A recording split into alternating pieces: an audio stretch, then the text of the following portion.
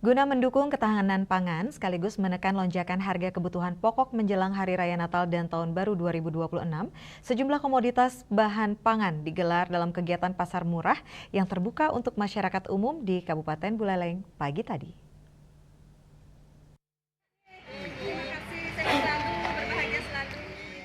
Sejumlah komoditas kebutuhan pokok mulai dari beras, telur, bawang merah hingga bawang putih produksi wilayah Kabupaten Buleleng dijual dengan harga terjangkau dalam kegiatan pasar murah.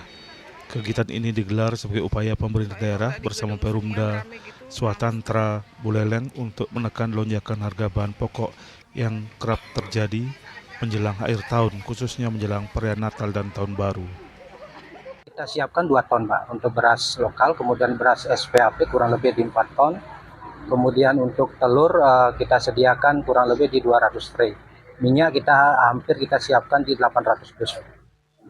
Untuk harganya sendiri perbedaannya dari pasar itu berapa Pak?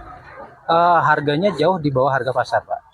Ya, misalnya beras harganya 14.200 kita jual hampir di angka 13.000 per kilonya. Direktur PU Perumda Swatantra Buleleng Bagus Ketut Juliawan menyampaikan bahwa pasar murah ini merupakan langkah konkret dalam menjaga stabilitas harga serta memastikan ketersediaan bahan pangan bagi masyarakat. Selain membantu masyarakat memperoleh kebutuhan pokok dengan harga terjangkau, kegiatan ini juga bertujuan menyerap hasil produksi petani lokal agar roda perekonomian daerah tetap berjalan.